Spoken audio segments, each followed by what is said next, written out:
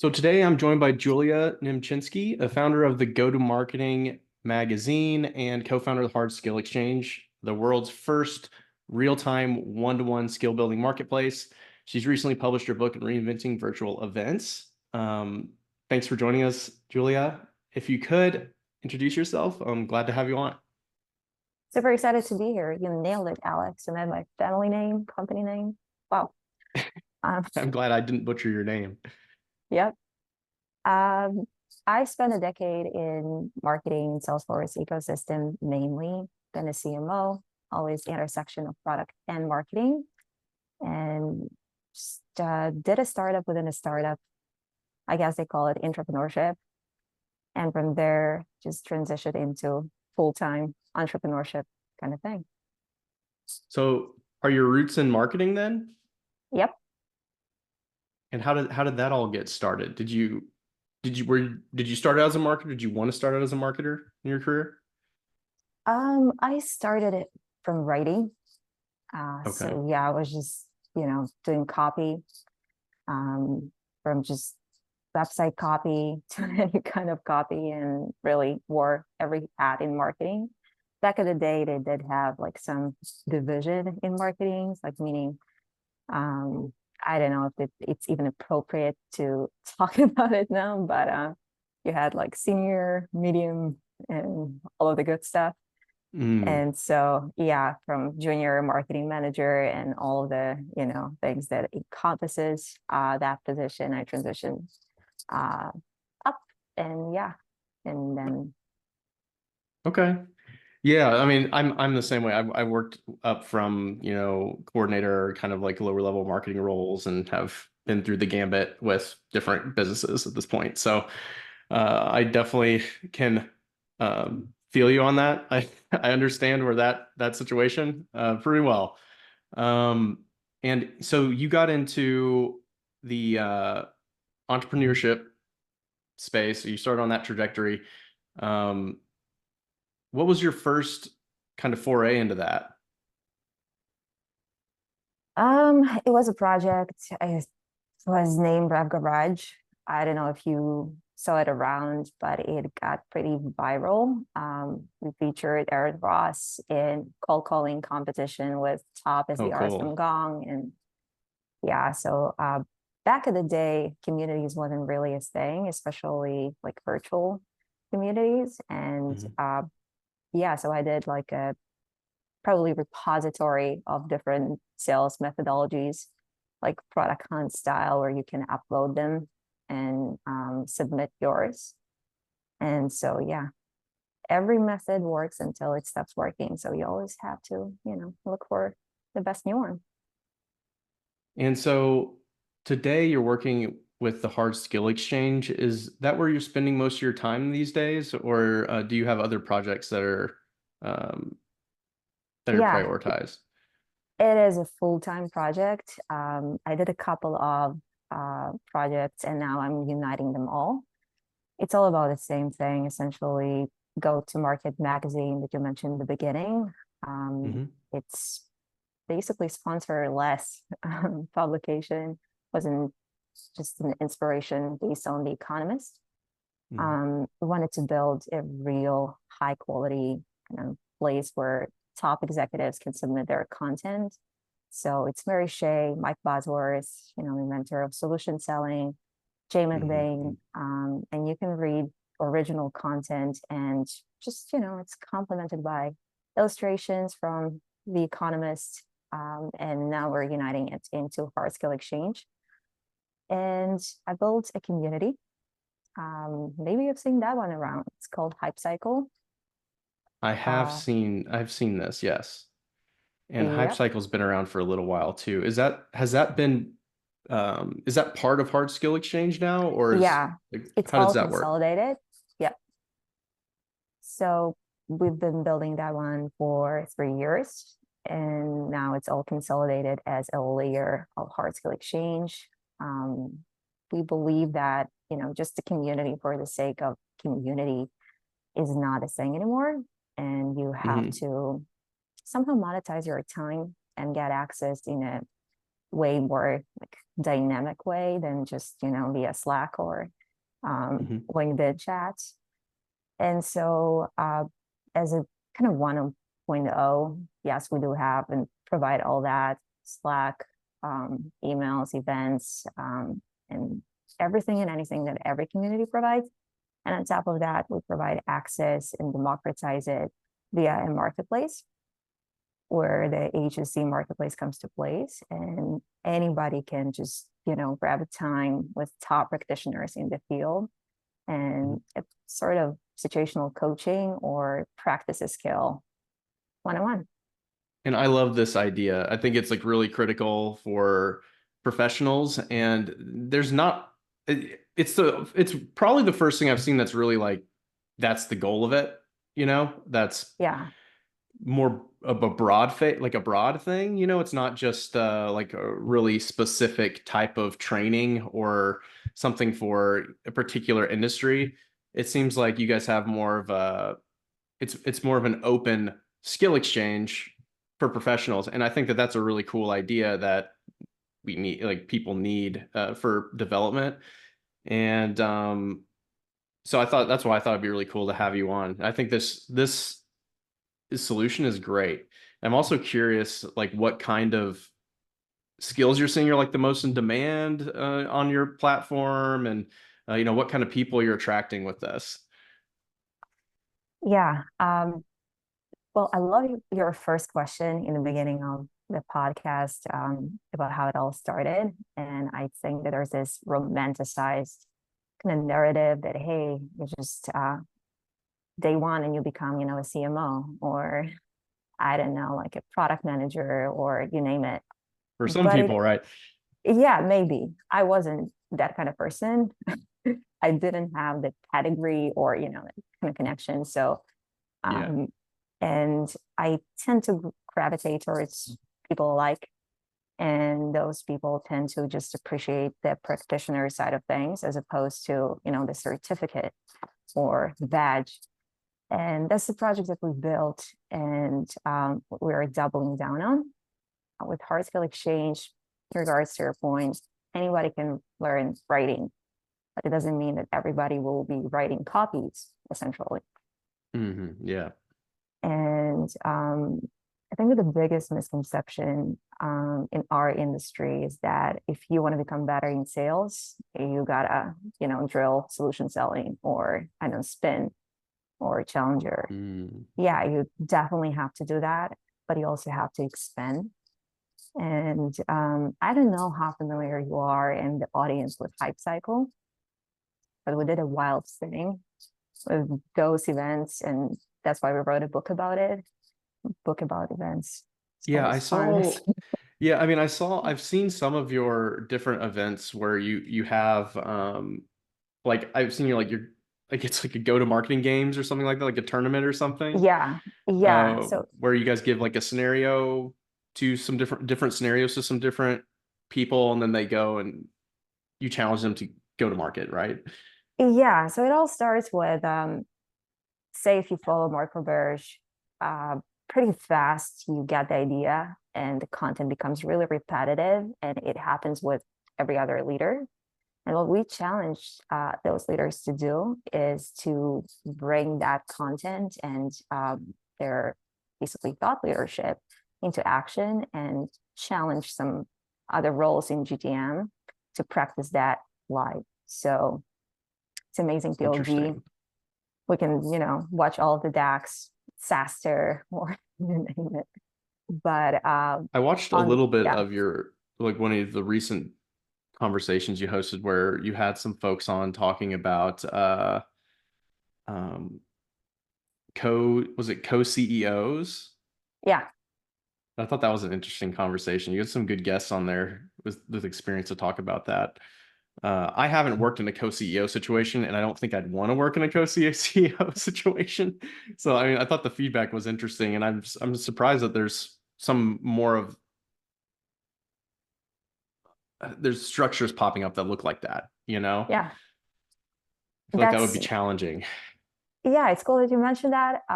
We are every time we come up with a topic, we're trying to encourage our leaders to think about something controversial and more realistic, as opposed to hypothetical, idealistic scenario that doesn't exist.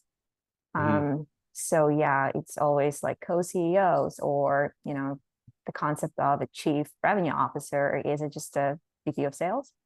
Um, Right. and yeah, now we're doing CXO games, so it's even more interesting. It's only C levels debating stuff. Oh Um, yeah, that would be. I'm sure that's gonna have a lot of interesting content come out of it. Um, it's a great concept. I love seeing, the open debates and conversation on these like more controversial topics, and I think it brings out some thoughts that people have, but they're not always sharing, and so like it's good for people to be able to voice opinions on these things. it's Um, not Fox News yet yeah, and ever, but yeah, it brings up thoughts, and that's paradoxically that's what we're trying to do. It's funny, we always say, there's no prep of any kind, and the CXOs would always ask, "Hey, how would I prep?" yeah. How do I prep for You, this? Yeah. yeah, you missed the point. They will. They will. And I find that too. Whenever if I have someone on for an interview or something like that, I always get that, hey, could you send me the questions ahead of time? I'm like, we want to have a fluid conversation here, guys. Um, but I think that the topic of like the chief revenue officers, that's been trending for a while. There's been that kind of shift to lining people up under the chief revenue officer structure and putting, both sales and marketing underneath the revenue officer and that kind of deal. And I think there's some really interesting commentary and things that have come out of that, and results as well, from different businesses. And I love to see, good content about the revenue officers and that kind of business setup. Yeah, it, any topic is just gets really repetitive. But what makes the topic great is the speakers. And when you ask the speakers to be actually, just regular practitioners, regular operators. So Yeah. um, we have leaders that just basically build SDR teams at Amazon. Jason Napieralski, I don't think you heard about him ever. He's not, too popular on LinkedIn. Um, but yeah, he's just amazing and super insightful. And that's the kind of ICP that we're going after. We're just Mhm. trying to make a show where you get to see how real operators in top companies in the world actually get to think, solve problems, and work. And Mhm. so if you ask him, hey, what's the CRO role is all about, you'll be surprised about the insights and how he would disclose the topic and be challenged by a variety of Yeah. other I mean, practitioners. So it is terribly interesting seeing what other professionals do. I mean, just exploring what professionals do in their roles from the bottom to the top is always interesting to hear someone talk about what they do their day to day, especially if they're in a technical role or a leadership role. And because people just don't know what others do, especially if you're in marketing and sales roles. Folks, I mean, they know what marketing is and sales is, but they don't know what people are actually doing day to day on the job. So it's always really interesting to peel that back and see like what, what is your process? What tools are you working with? Who are you talking to? How are you making things happen, with those different teams? So, and I'm curious, like for you with the hard skill exchange, are you seeing what do people want to learn when they come to the site? Like, who's your biggest audience for the site that you're seeing coming through? for us, it's definitely sales as of now and Okay. broader GTM consultancy kind of thing. Do you see So, like full teams coming and wanting to get yeah, access to someone to learn? yep. Okay, that makes sense. I think I would definitely take advantage of that if you guys had someone that lined up with the team, Um, so are you approaching like sales leaders? Is that like, Yeah, do you spend time going out and prospecting for this as well? yep. We do pretty much everything inbound, outbound. Never, been too shy about that. Um, and yeah, we work with different teams. Unfortunately, I can disclose the names of the teams, but it's just it's been really great experience for them to try, drilling one, like if you actually think about it, Alex, like where do I go now to practice cold calling? There is nowhere to go. I can To your pay, phone, right? You go yeah, yeah, pay customer. pick some folks that you're not too attached to first, right? Yeah, or a robot kind of, I don't know, simulation, which I don't Well, they've got appreciate. the AI practice now I too, just maybe. hate that one. Skeptical and yeah. Anyways, we are striving to create this environment where your sales team can actually just drill the skill with top practitioners and operators as opposed I to love somebody that. who's famous on LinkedIn and just provide a kind of Tony Robbins experience. Let's get selling. It's really cool. Yeah, I think that it's great that there's somewhere that people can go to just access people that may be in their industry already and be able to teach them things that or approaches they wouldn't think of, right? That are really technical. Yep. Um, it's hard because most of those entrepreneurs and businesses, they've spent a long time figuring out and mapping out those processes. You go into any organization, usually how they approach like building their business development org out and like their sales team, like putting together all of um, that roadmap, like their playbook, all of that. Like that's a whole process that takes a long time. Usually bringing like a consultant to go through all of that, but it's very it's like a process, it's almost like they give them the playbook and then at least in my experience going back is like I remember we brought in consultants and some of the previous roles I've had like that and they'd go through a playbook. There were people who are well like authors and they're consultants in sales, they know everything about it and they were successful in sales in the past, so they'll come in and bring you like a playbook and teach your business development reps how to go through the steps. And it would be this super elaborate deck. It was always like a deck that's like 100 pages long, and like they'd give you homework assignments to figure out everything for your team. But I think the value of just talking to someone and doing some practice through a hard skill exchange is it would be kind of a fast track to understanding your playbook. Um, if you could get access, like the consultant will come in and give you all of that, but they may not give you the one-on-one, like real Definitely. feel. Yeah, the consultant will give you the sales pitch of the consultant. And if Right. you start writing and reading all the sales books online, you pretty fast you'll see that it gets really repetitive. It comes down to Yes. spin, challenger, and a couple of other like method methodologies.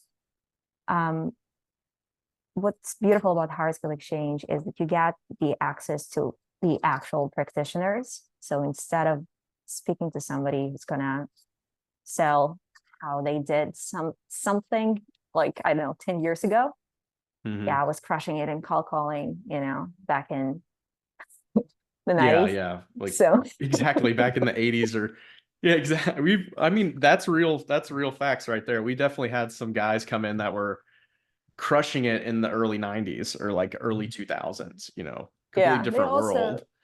But I mean, they yeah, know their stuff. It's just not super, super relevant, right? definitely. You want to practice with somebody who's like essentially a mentor and on a personal level and on a professional level, you can just relate to them and drill the skill. So we have Chris Bogdan, if you're familiar with him, he's from Salesforce. He's spent Oh, like 10 yeah. years there, 12 years. He's been like in the president club, overachieving his quota. So that's the kind of people we feature. Yeah, Awesome. And do you find how do people like become part of like a contributor on the exchange yeah. or like part of your network, I guess? What do you guys call it? On the marketplace side of things, everybody can become a member. Everybody can just sign up and just immediately start using the marketplace. On the coaching side of things, there is a slight delay in terms of the approval process. Just need to make sure that the credentials really work and Mhm. people have some real world results that they can drill. Um, yeah, with Right. all this desire in the world to democratize everything, we definitely want to keep the quality bar high. So that requires some trade-offs. It makes sense that it would be like sales is kind of the focus. And I mean, because there's going to be a lot of demand to get salespeople up to snuff and, so they can get into organizations and have the right kind of conversations. Um, is there other hard skill exchange types of professionals that you see coming in? Do you have like Definitely. developers, or do you have like, like, do you have like the STEM, like super hard skills coming in very We, often, or like what kind of different yeah, professionals are you putting out there? it's mainly GTM. Okay. And by GTM, I mean like marketing, customer success, product, demand gen, our Okay. Yeah. sales, broader GTM strategy, broader revenue strategy, founders. So those are the core role that we are focused on. But Okay. we just expanded into AI, and we also expanded into Interesting. VC, fundraising, that side of things. Definitely will Oh, add the really? development. It's all coming. That's interesting. I'm sure there's lots of people that would be interested in getting some hard skills going around fundraising and for venture capital as well. Um, it's always something that's been interesting to me. Anyway, I've had some exposure with private equity and, working with some startups that have been funded and going through mergers and acquisitions and that kind of thing.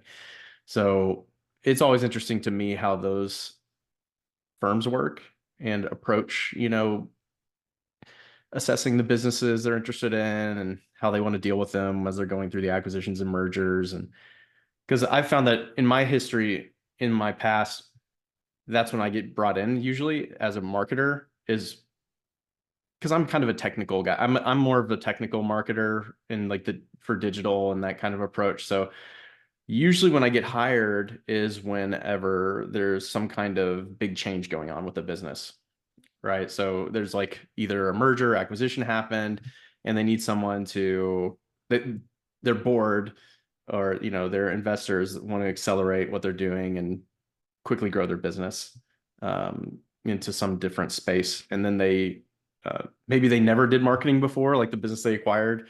However, they grew through some other means, word of mouth, or just referrals all the way through.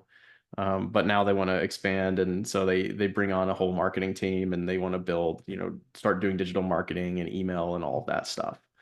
So it's very interesting to me. Like I'm always eager to learn more about VC and private equity. But I think that it makes sense that like you've got the whole go-to-market group. Those are the groups, right? So if they're all kind of hanging out on your site and doing the hard, like exchanging skills, it's gonna be valuable for everyone, And again, like not everyone knows what marketing people do or sales people do. So coming together and even having some cross-departmental skill sharing would be beneficial, I think.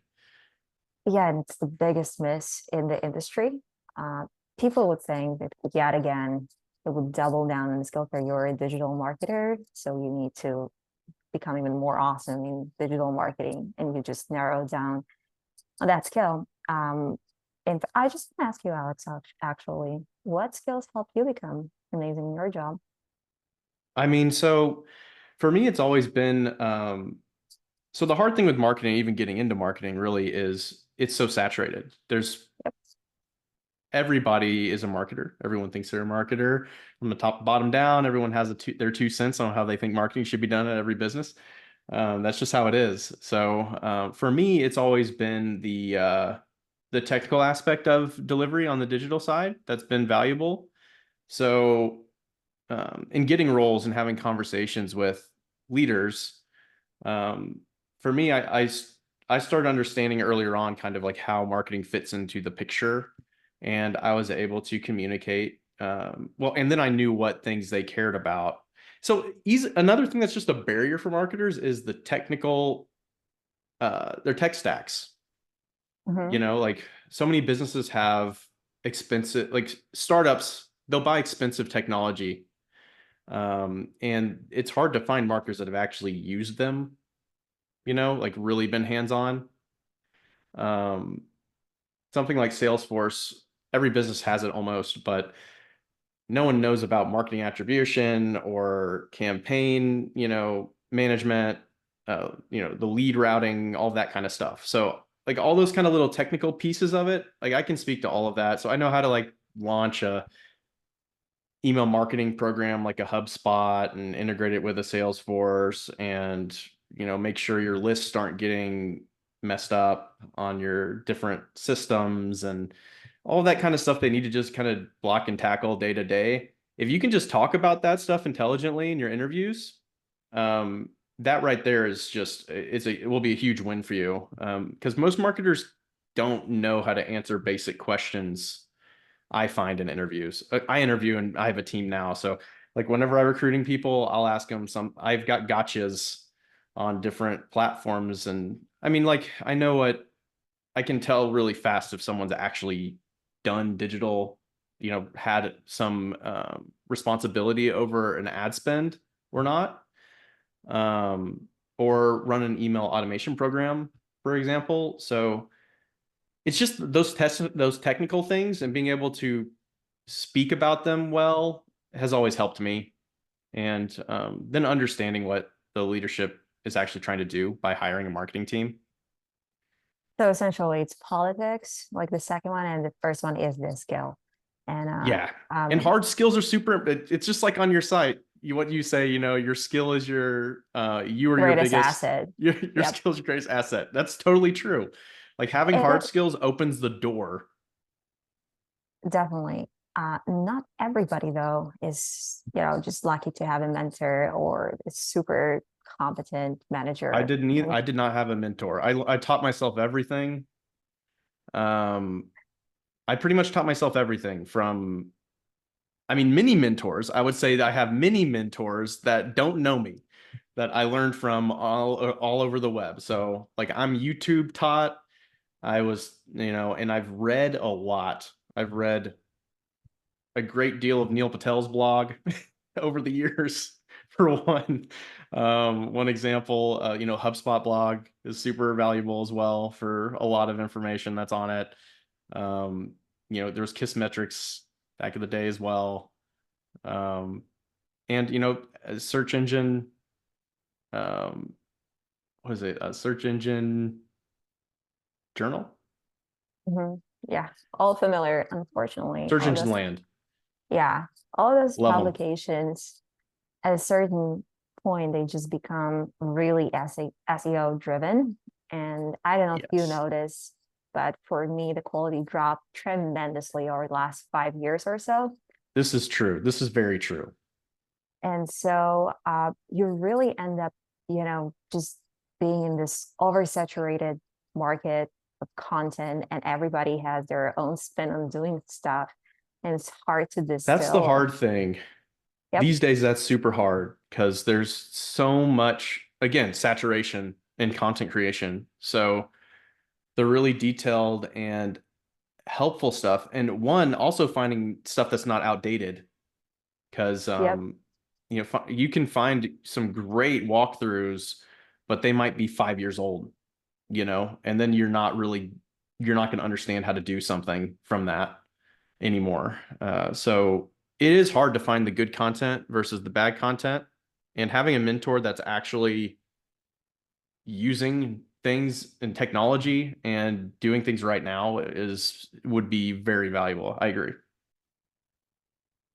The biggest problem is time, Alex. And courses solve it, content solves it. But unfortunately, nobody has, 3 months kind of window to go through HubSpot training, then Salesforce training, No. then Pardot. It's just That onboarding heavy. process.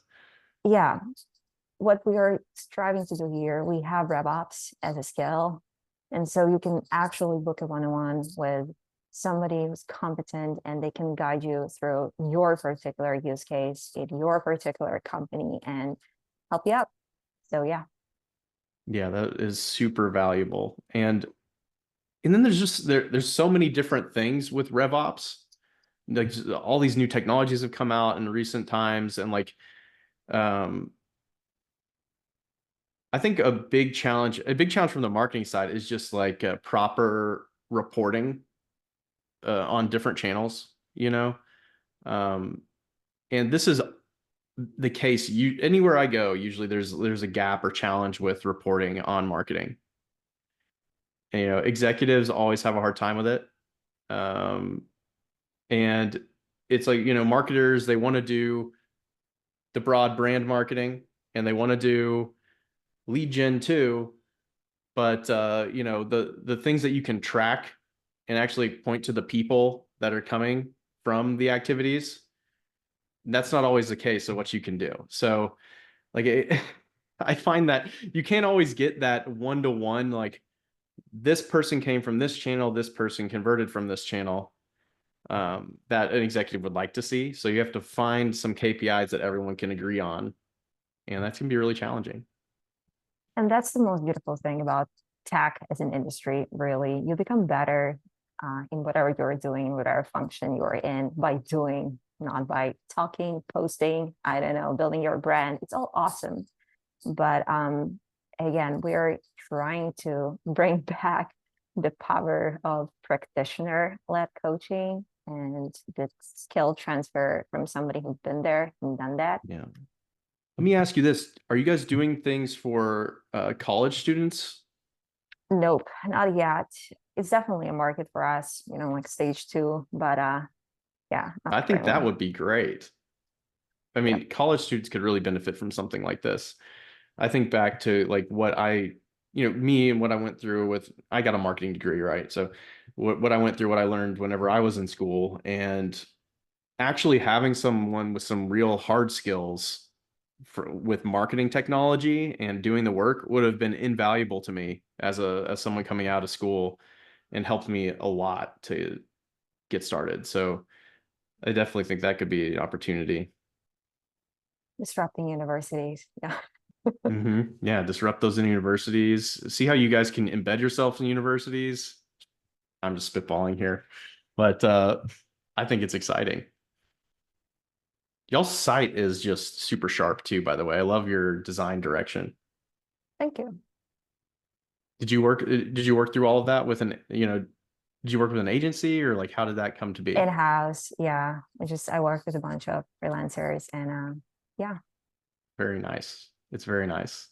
And when did you get so like you're also an author now, and did you just publish this book? Was it last year?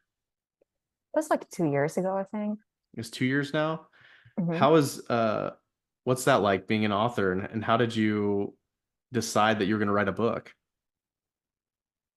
Um, it wasn't like a massive decision for us. I think a lot of companies are doing it, and we just happen to be, riding the wave of all virtual events, virtual attraction, GTM. And although the book Hmm.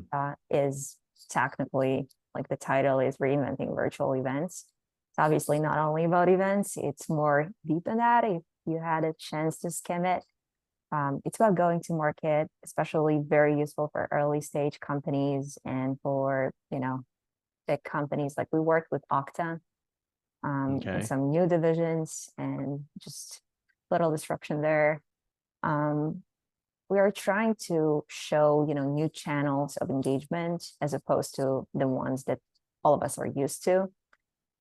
Especially, Alex, you feel the pain of advertising and the Yes, I think ROI. everyone does. Yeah. So, I mean, um, yeah, it go ahead. depends on the business. Like there's been some success, but it's very challenging and the costs are going up. The advertising platforms incrementally since like 2021, the costs have gone up significantly just to do the paid advertising. And then um, that's not even to that's not even talking about just the bidding and the competition. That's like the base price to play is just increased. Even, their service fee is higher And yet on the everybody's down doing low. it. You know? Yep. And then, the bidding is also more challenging because it's more, again, more saturated. There's a lot of businesses that have started doing more advertising. So those two things together, and it's tough to break even, especially on like LinkedIn advertising. And I would say like B2B LinkedIn advertising is tough. Painful. Um, but like you were saying, like with events though, that's the key. Pair it with events. If you have a great event and offering to go along with your ads, good timing, good targeting, you can make something happen with your advertisements, but it's hard work. It's hard to make it happen. Um, but so like on the event side with the digital, like so virtual events, was this like during COVID whenever you came up with the idea to put this book out, or was this after COVID 2 years ago? So that's like a little bit afterward, right? Yeah, I'm lost in all of the timeline just because, it's just been an ongoing COVID for me. I work from home and Hmm. yeah, it just this I guess the 2020 revamped a lot of the kind of, best practices and Did you do any of offices. did you do any of those like virtual events whenever COVID was going on, and Yep, all the events were that's canceled? yeah, that's the exact time when we launched it. So we really People were needed a book lucky. at that time. Yeah, That was rough. Those events where they replaced like conferences with a digital conference. Um, I don't know what your experience was, but it that was was pretty much a crazy. debacle for the businesses I worked for. Was not super profitable for in those situations. And I think it's just like the way that those events were put on in the virtual space, they just weren't great. Well, the ones that the I probably it may be just unique to me, but the experiences I had with those virtual fairs that weren't in like on site that they started doing during COVID, it wasn't a good one. We had pretty rough experiences there, and then like the attendance was just the participation was not great. That's the exact reason why we wrote the book. Back in the day, you just had like every best speaker, best sponsor, best topic happening all at once. And I remember like my email just went wild. I didn't know what to attend or where to go. Essentially, I found it very common, in any role in GTM. Um, Mm. and yeah, and what was the value really? So that's why we just doubled down on this other format, more interactive, more practical, where you actually get to do call calling live. We did the first call calling competition online with a dialer, legitimately demoing all sorts of skills, practice on the spot, and people felt way safer that, hey, like I'm not the only one struggling with this, especially for marketers and being in marketing. We just over rely in general on polls, and we all know that Holes, yeah. they're it's all a lie, but we still do it. And we just encourage, hey, marketers, just get out of your box and just start talking to your customers. Use that language that you hear on Zoom calls and put it on your website. Just really simple, basic ideas, but it wasn't mass adopted back at the time. Yeah, and so like with like a live cold call event, is that like what is that? Is a person making cold calls and everyone's just watching them make cold calls? It's a competition. So yeah, it's more like we would put somebody Taking from turns? Gong, yeah, somebody from Gong and somebody from Outreach competing. On Monday and on Tuesday we have sales loft against like some other company, and the leaders would be just also like Aaron Ross versus an SDR and That's VP of great. sales. Yeah, so I love that. And they could have their leaderboards or something like that. I think that sounds like a lot of fun. I see a lot of cold calling content going on these days. yeah, On LinkedIn, right? You've got all the guys out there kind of like broadcasting their cold calls. as with anything. But back at the time, like the dialer didn't even, they weren't even sure that they want to do this. They're like, this is Right. too crazy. Or like if their company would Yeah. be good with them like having their cold calls out for everyone to see, right? I think a lot of companies are starting to come around to like people just making digital content and participating. You know, you've got the building in the open kind of thing going on with a lot of businesses. Um, and it's encouraged now. Like people want all of their staff online building a presence. Just like, I don't know, like anything, everything becomes fashion. And that's when you need to change the strategy, in my opinion. Whenever, you see saturation in a certain channel, I would just go the opposite way.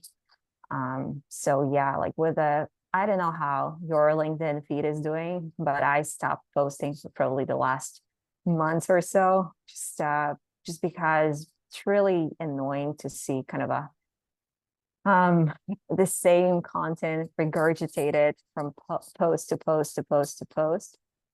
And so Yeah, you do see that a lot now, don't you? It's that's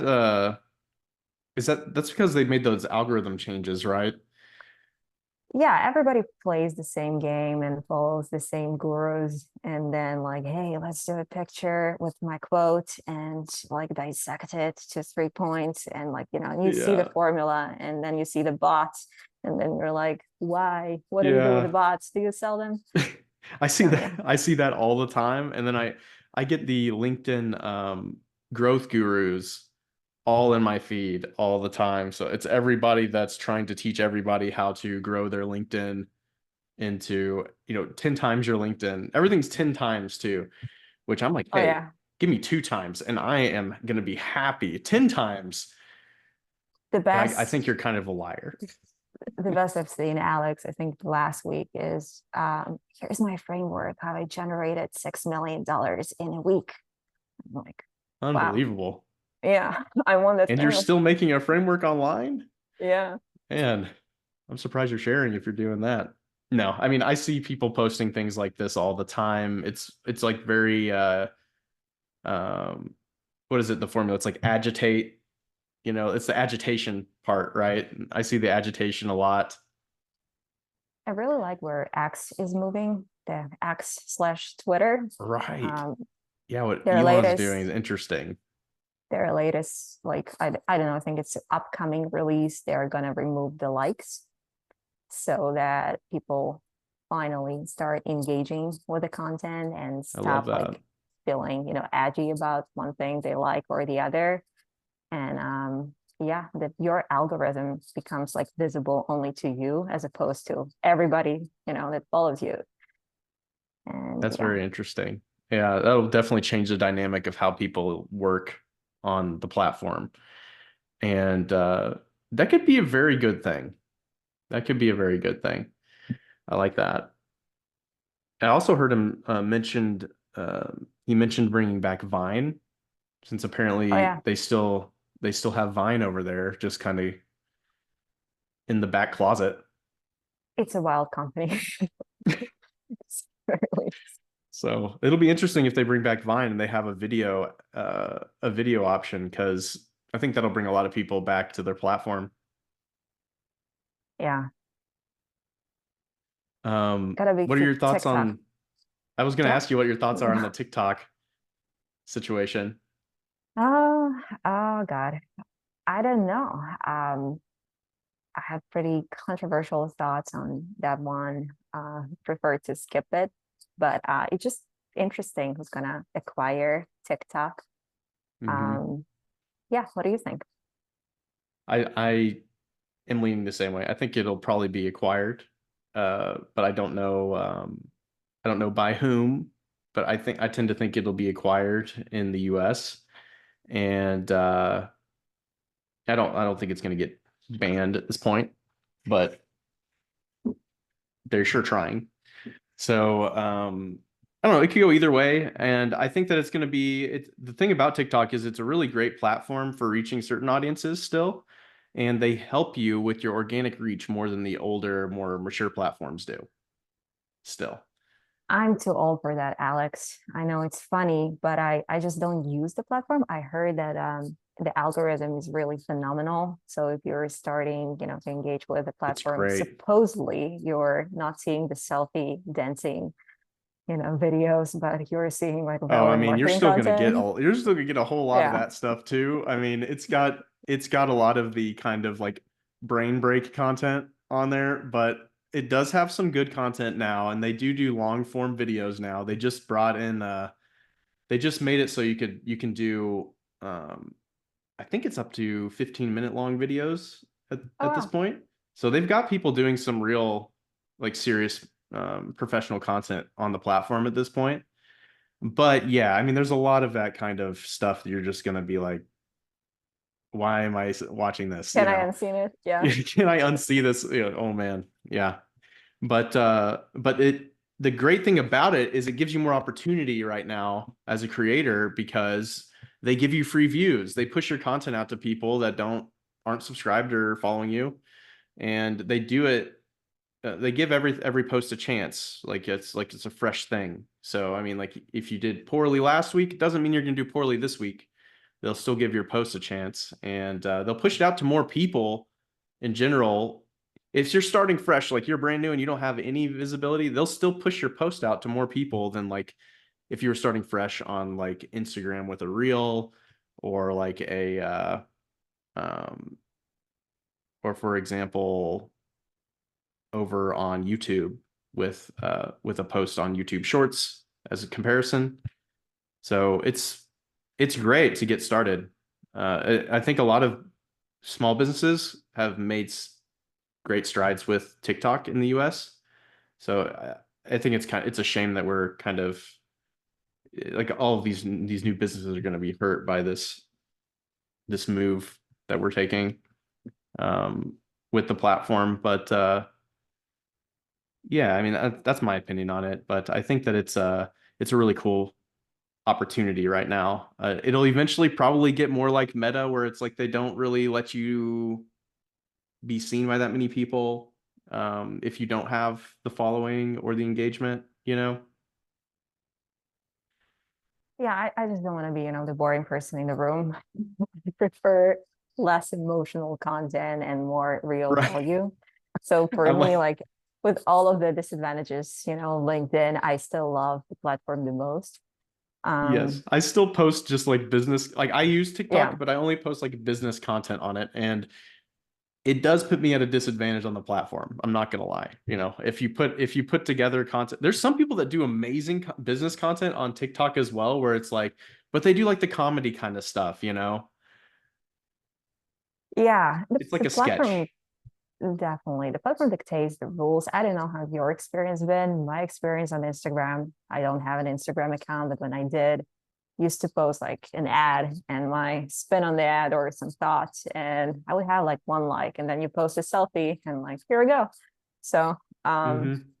I just that's the reason why LinkedIn works the best for me. And with Twitter, it would be great if they get rid of all of the bots and less Oh yeah. politicization. So yeah. The bots are horrible. TikTok is horrible with the bots too. Um, they do a good job with the moderation though. So like you can set it to basically not show any comments that have certain bot like phrases, you know, that you're seeing in your comment sections. So that's helpful, but it's horrible. It's the botting is terrible. The posts they always get saturated with these random comments by bots trying to get you to go check out someone else's profile or something like that.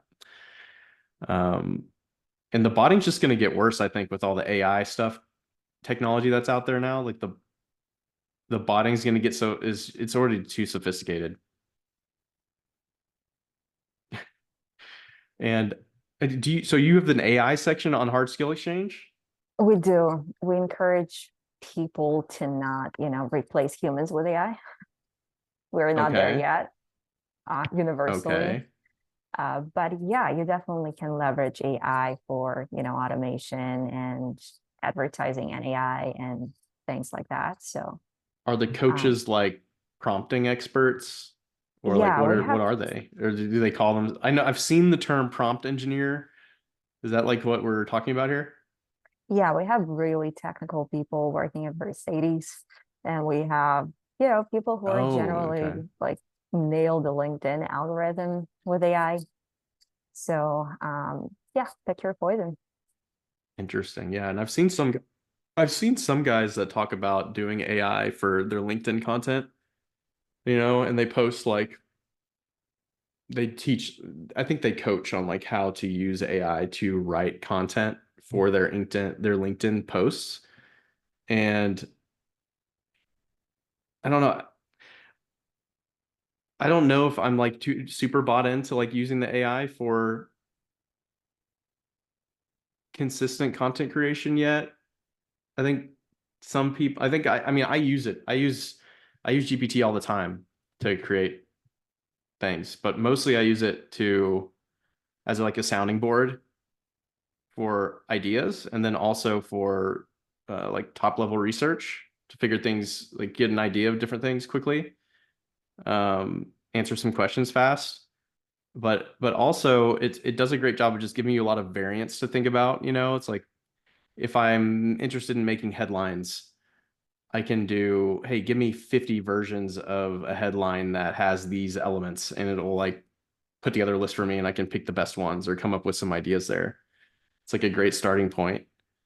Um, do you find that there's a lot of AI professionals that are doing like creative work too and trying to like do you see the creatives a lot coming through the hard skill exchange?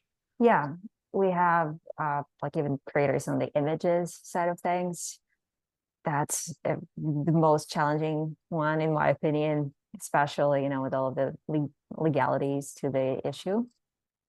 But Mm, yeah, with in terms of like prompting and working with AI, we have Ruben Hassid, who's like a superstar. Give multiple oh, uh, pitches and talks in Google. So yeah, um, that's seeing cool. a Yeah, lot I of mean, use because cases I've there. seen creatives doing some stuff that's very cool with some of the new like Adobe tools. They've got that like Firefly for Adobe now, where they do like the AI generated art, and it looks incredible. I've seen a few things come out of that, and it's just like, I mean, once you figure that out, I think it's going to speed up your creative a lot. But I don't know if it's there for like vector stuff yet. Like, have I you think seen? that, yeah, there are a lot of use cases there. I'm not a designer personally, and I'm not a big user, like I'm big on AI. Um, I tend to be like, again, the most boring person in the room. I I'm just sure that's not true. I believe in researching, and I really like, it just crushes my heart to think about, hey, like this, let's like nail prompting and just start mass adopting it. I think that it's just gonna increase the problem essentially. Mm, So people have to read, and they have to, like, I don't know, the biggest problem that I'm seeing in the market is like with SDRs. It's just, people don't know how to write an email or how to oh lead a yeah. call, how to talk. It's basic skills, and we still haven't mass adopted AI. So Hmm. yeah, you just It's more of a curiosity with most businesses, I think, still than anything that's like built into their operation.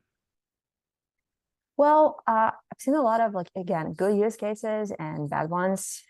People that write emails, like, I don't know, used to do bad personalization. Now they sound like, 60-year-old professors from Harvard.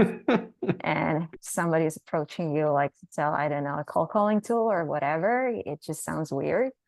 Um, and similarly, in the same post, kind of posting dilemmas, when you just can tell when somebody actually writes the content, and just yeah, somebody selects it, in 2 clicks from Grammarly Go or whatever it is. Well, what are you guys doing now? Like, what are your goals for hard skill exchange uh, at this moment that you're trying to make happen? Our goals is to bring the message to the masses and to everybody in GTM that, hey, like AI is really like this new hot wave, but you definitely have to just learn and leverage, how to use the best of the tools that are on the market.